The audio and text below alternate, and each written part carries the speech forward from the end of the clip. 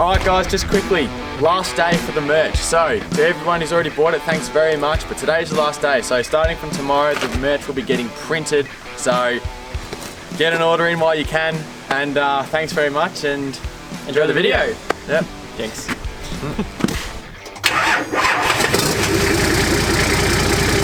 Alright guys, so today we're finally putting the gauges, well, we're wiring it all up. So, you'll remember in the last episode we just put the sensors in their ports just to plug it up so I could fill it with fluids and test run it, that sort of thing. But now we're actually ready to install the gauges. So, as I mentioned before, here we have the Just Race Parts 14-in-1 multi-gauge display. This is the kit pretty much. This is everything else that comes with the kit other than what you saw us use before. So I'll just give you a quick run through of what we're looking at here. So first we've got the control box. So this is like your central control box that all the sensors plug into. So all the sensors which are analog plug into here. This converts it to digital for the screen readout. They're all color coded, which makes it nice and easy. Also got the screen, which is your output. So it's an OLED display. It fits up to 6 readouts at once. So you could have, 6 different readouts across the screen, or you can customize the setup completely as well, but we'll go into that later. This also supports daisy chaining multiple screens as well. We also have the controller for the screen, so that just allows you to change the display, things like that. We have the mounting for the screen, depending on where you want to put it. And then we've also got other sensors and wiring from the sensors we put in. So other sensors that we didn't use include the intake air temperature.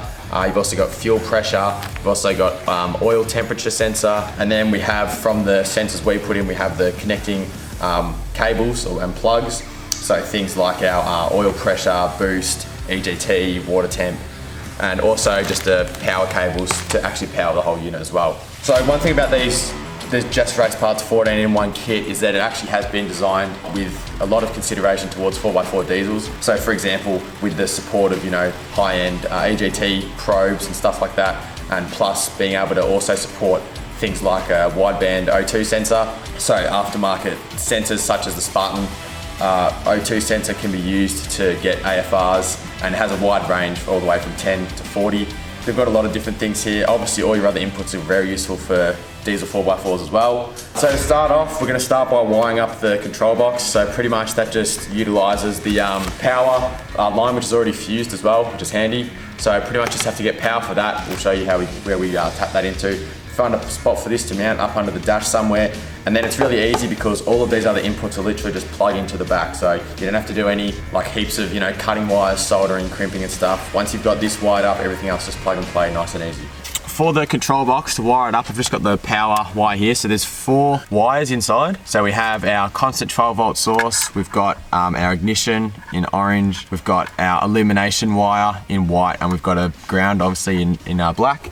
So I'm gonna try wire all these just from under the dash without going through the firewall to the battery. So just because they're all such small wire and very small draw, should be able to find something under here pretty easy to wire it into, and it'll just make it all a bit neater. So yeah, let's just get stuck straight into it. All right, so we've just wired up just the power to the control box. It's really easy to do. It's literally 4 wires. I suppose the next step is we're not going to mount it just yet, just because we want to make sure it all works obviously first. So we're pretty much just going to go grab all our plugs for all our sensors, and then we'll plug them all in and just start running them back through the firewall, and then plug them in and see if they all work. All right, so what I'm going to do, I'm going to run all the cables for the sensors first, get them all to here, and then once they're all here, then we'll push them all through. All right, so we've got our oil pressure plug here. Follow that down, and then just plug it in, and then that will plug back into our control box, and it should be very easy to do. Other one is boost pressure, so that's an easy one. This plugs into here. It just plugs into the back of the EGT sensor. This one is actually, unlike the other cables, this is all braided because I'd say just for heat protection. And then the other sensor we're running is obviously water temp.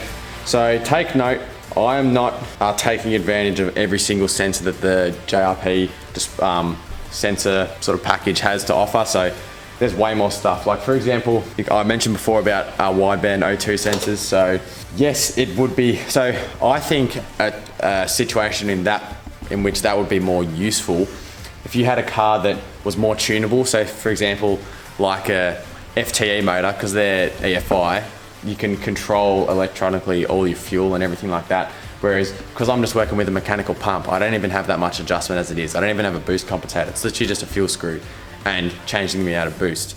Obviously, an O2 sensor would help to an extent because you would be able to sort of tune it, but you're not getting, I don't think, it's not worth running on this because I'm never going to have the tuning capability to really make the most of that. So I'm just doing basic stuff for engine monitoring.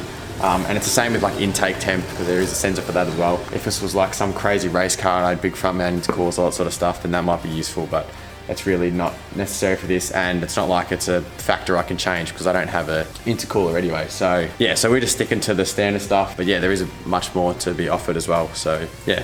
So we've got our wires here. So this is all the ones that got to be fed through the firewall. So we're going to do it by the way Patrick suggested.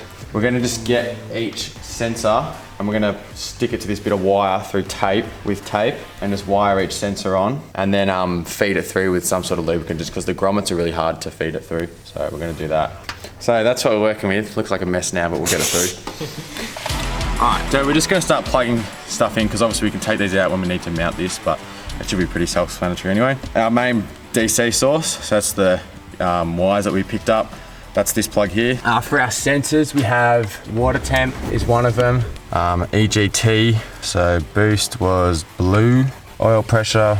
So we only have 4 inputs out, and you can see, well, we've still got to plug in the switch to control the display, which we got up here, and we've still got to put in our output for our screen, which is this one here. So yeah, so what we'll do first though, so we've got our screen and our screen wire. For the mounting, you get some screws, you get like a 3M like sticky back pad, you get the brackets, I suppose you want to call them, and like a mount to stick it on. So it's a pretty simple setup, but it'll work. So I've just got the screen mounted on the little supplied bracket.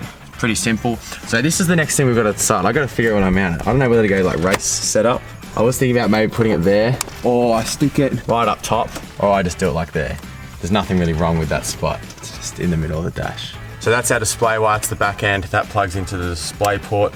Obviously, because I got a dash mat, I can make this nice and seamless. Run that under there, and I'll have that obviously come out and come up through here and meet the gauge. And we also have our controller. So obviously the controller for the screen needs to be put somewhere. This might even be a thing that I just don't have mounted, and I just tuck it up somewhere, perhaps. Like leave it sitting in there, and then when I need to use it, I just pull the controller out.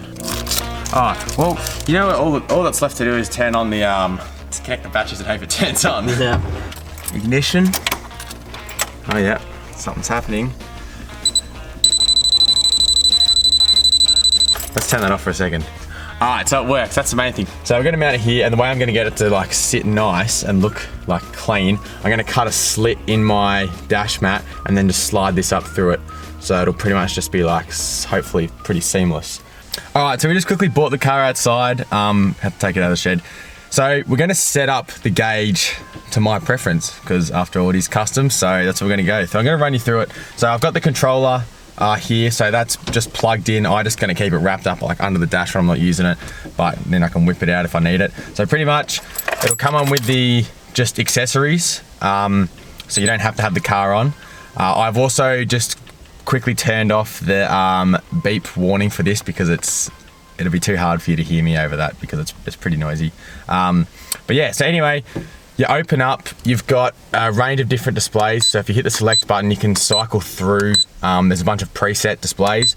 So they've all got different names. Like I think one's called like street and one's called like race or something like that. Anyway, but pretty much the go is the first 2 are customizable. So say this one here is customizable. So as you can see on the display, you've got 6 spots, I suppose you could call them, to have different outputs.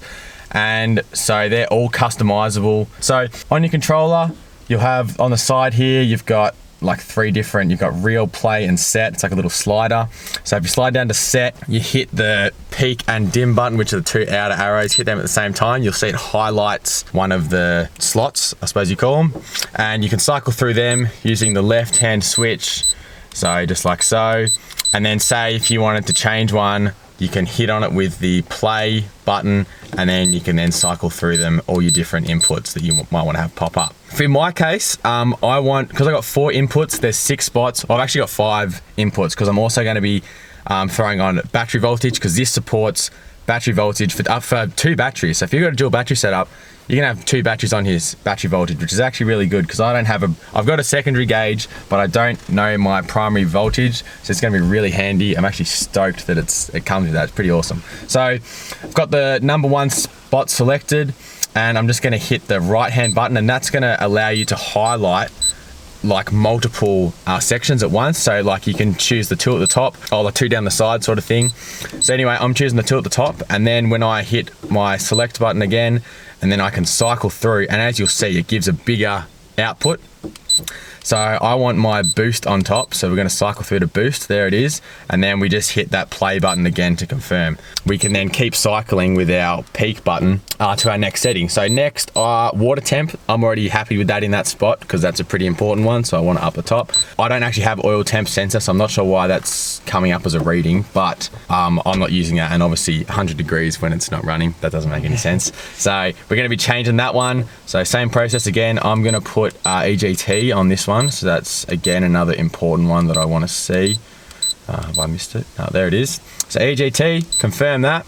And then for our last one, I'm gonna go for battery voltage, which is volt 2, volt 1, there we go. So that's my main battery voltage. So 12.9 volts, which is good. Also, I'll show you while we're here, you can actually have graphs as well. So say I wanted oil temperature, an actual graph that you can quickly look at. You can see that like that, and as you cycle through those ones, you can see you can do like a graph for intake, air temperature, water temp, and it'll show you where your peak value is set. And I haven't actually used this in practice, so I'm not sure how it actually moves around on the graph, but I'm assuming it would show where you are in relation to your peak sort of thing. Also, you'll notice in here, there is also like tacho inputs, speed. Obviously, if your car supported that, you've got an ECU, you can wire all that stuff up to this. So you can have like odometer, all that sort of stuff like that. So a lot of flexibility with these. And then when you're finished at the end, you just slide the slider on the side back up to play, and that's your thing set up. And then you can still, obviously, it saves. So from here, you can cycle through all the other ones and come back to the one that you set up yourself. All right, so if we slide down to set, we can then set the warning. So that's another really awesome feature of this gauge, and it's really easy to do. I've often seen on the little like pod gauges, you've got to like press a button on the back and you have to look for like certain flashes in it to like tell what mode you're on and stuff. It can be pretty confusing. This thing's really straightforward. So when you're in your set mode, hit the warn, set, or play button just once, single tap, and now you're in the warning setup. So you can cycle through with the play button. You can see there, I've got all different things there. It's only will let you select on ones that you have the sensor plugged in for. So obviously, starting off boost, I've just got it set at 10 pound because I know it won't go over that, but if it did for whatever reason go over that, I would like to know. So warnings there. We go down to oil pressure. So oil pressure works as a bottom, so if it drops below the value that you set, then it will give you a warning. So I've got it set at 16 because sometimes if like your car bogs down while you're driving, it can drop below, sort of go into the high teens, but I know if it drops below that, that might be cause for concern. So I've got it set at 16. Water temp, I've got it set at 100, which might seem like a lot, but that's roughly the temperature I'd probably like to know, because I can still watch, obviously I can still watch it. So this is just a warning if I'm, you know, up in the clouds, this will give me a warning and I'll know. So we'll leave that there. We've got that selected. EGT, and you just adjust it with the little up and down arrows. You can put it up and down, so it's easy as. You know, battery voltage, all that other stuff you want to set. Beautiful. And once you're done, put it back to play and you're all good. Other little settings, obviously there's system settings. If you hold down the play button, that'll take you into system setup. So a lot of these don't matter if you don't have an ECU, like it's talking about cylinders, speed pulses, that sort of thing. You can set it, you know, miles per hour and KPA, stuff like that.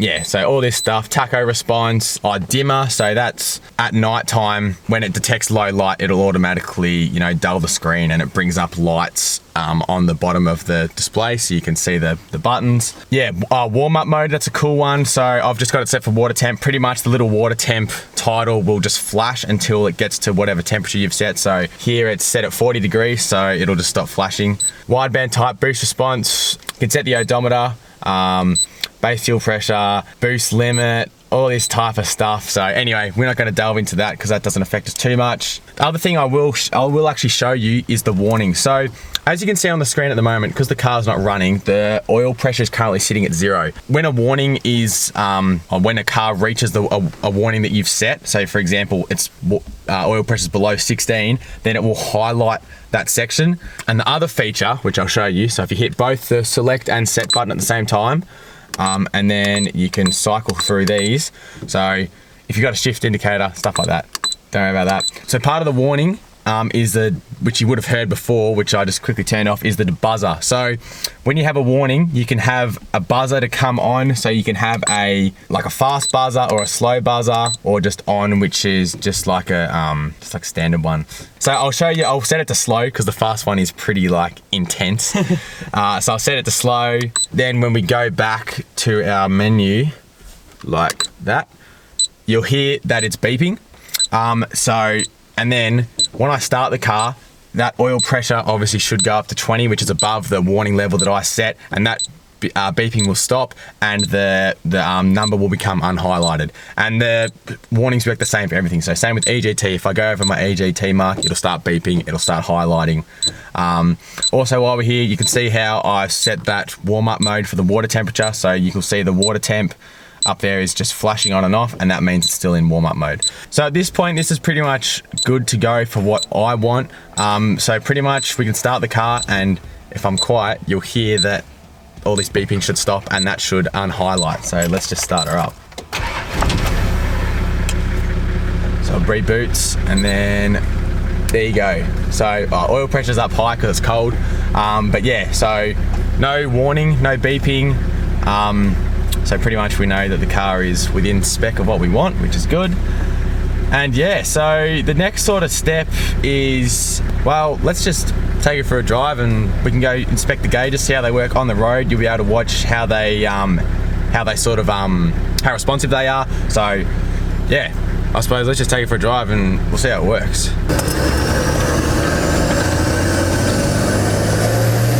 I'm already getting torque. If it's starting at negative, then I have to add 2 pounds to it. Boost pressure, right now, it's saying -1 PSI. So we'll have to calibrate that to 0 so that that it sits at 0 when I'm idling pretty much. All right, so we just calibrated the boost pressure. It was really easy. All you have to do is just set it to 0. So now I've got it at 0 when I'm just idling. So now any boost I build from here will show up as all positive from here, it should. Obviously when I turn the car off, it might be negative, but that's all right. So yeah, the water temp's gotten up now, 75, that's about right. Oil pressure, 27 when it's idling, that's fine. It goes up to about 50 when it's operating. Yeah, that's all pretty good. So we'll just go for another run up the hill and see what happens, I suppose.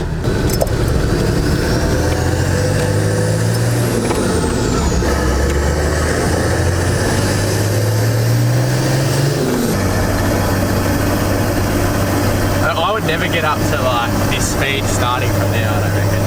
And we haven't even put fuel into it, and I'm climbing up. So 8.5 pounder boost. 340, 350 GTs. Yeah, so still going to get into about 70-ish K sort of thing. Why do you want to keep EGTs below? Well, I haven't got a full exhaust, so it's sort of hard to say, but I personally wouldn't really want them going over 400. 450 absolute max, but ideally 400 and below. So yeah, these gauges, I already love how nice it sits in the car. It doesn't take up heaps of room. It's sleek. Actually, you know what's funny? When I first opened it up, I was like, wow, that's actually a pretty small screen. But looking at it now, I don't think I'd want it any bigger. It's actually very easy to read all the readouts. They're all way big enough to read. And the fact that you can customize the display, so the boost is that little bit bigger. Yeah, awesome. Actually awesome setup and design for how it all sits, or how the layout works. Other thing worth mentioning too is that there are gauges like these on the market, eBay spec gauges, that look very similar. They have a very, very similar design, but they are a lot different. They're not don't expect to, if you buy the ones on eBay, don't expect that they're going to be the exact same, because they are very different. In terms of the sensor quality particularly, that's one thing. The display might be one thing, but the sensors you're getting with it, that's a whole nother aspect. And if you've got sensors that aren't good quality, you're not going to get accurate readings, and that's how you're going to potentially harm your motor. So, not to mention, this is very, very affordable. For the amount of inputs and sensors that you get, this is an extremely affordable setup. Some of the gauges you see, the more high-end gauges, pod style gauges that you see, they're going to run you into the $200 range for a single gauge. For example, just an EGT gauge, and that's only EGT. If you wanted 4 outputs like I have here, that could cost you up to like $500, and this is only just over half of that. So it really is like a great affordable way to have so many gauge outputs, take up less room, and I personally think they're actually more practical than having pillar pod gauges because of the customizability of the setup, not to mention all the different warnings that you can program in, their recording function. So if you were doing, say you had this in a more performance car, you wanted to record time frames where you're working the engine hard, you'd be able to play back those recordings and look at peak sort of values for, say, like what was my peak oil pressure, what was my peak EGT, peak boost, things like that. So there really is a lot you can do with these gauges, and yeah, they're just awesome. So yeah, really stoked with it. Really stoked with it. I like how nice that actually turned out really awesome. As like, I actually reckon I almost like that better than pillar pods. Like, obviously pillar pods can look cool with all the colours, but this is so clean, so neat, still so easy to read, and so many inputs. Yeah, I love that. That's a favorite part. Like battery voltage, like I haven't had a battery reader that's in years. Yeah. Oil pressure, EGT, water, and boost. Can't really want much more than that. Alright guys, so that's a wrap on the gauges. Super happy with how they turned out. Like, it's honestly just an awesome bit of kit. It works really well for what I want to do with all the inputs, and it's a nice clean finish, which is exactly what I was after. So I really recommend you guys check these things out if you're in the market for some gauges. Definitely worth having a look at. Awesome bit of kit. And now we're really just in the final stages. You know, it's cowboy tuning time. It's time for that fuel screw to get pounded all the way in. Not quite, but pretty much we're going to be seeing if it makes a bit of power. Hopefully it does, and we're going to try not to blow it up at the same time. And also got the car booked in for an exhaust system, so stoked to see how that'll turn out, because I reckon it's going to sound mint. Sounds pretty cool at the moment with just whistly noises, but 3-inch exhaust should tie it all together, give that classic TD grumble. So yeah, it's all happening. So stay tuned for next week. You're not going to want to miss it. It's going to be awesome. So cheers for watching, and we'll see you in the next one. Alright, so one last time, today's your final day to order Aussie Arvos merch. So if you didn't want to miss out, head over to aussiearvos.com.au, put your order in, because from tomorrow they're being printed, and then we're going to get them shipped out to you guys personally. So thank you so much to everyone who's put in an order. Like, the generosity is absolutely insane. We all thank you really, really much. And if you want to contact us and keep up to date with any shipping details, follow us on Instagram at AussieArvos, and you can also email us at aussiearvos@gmail.com to keep up to date or to have any inquiries of what's going on. So thanks so much guys, and we'll see you next Sunday.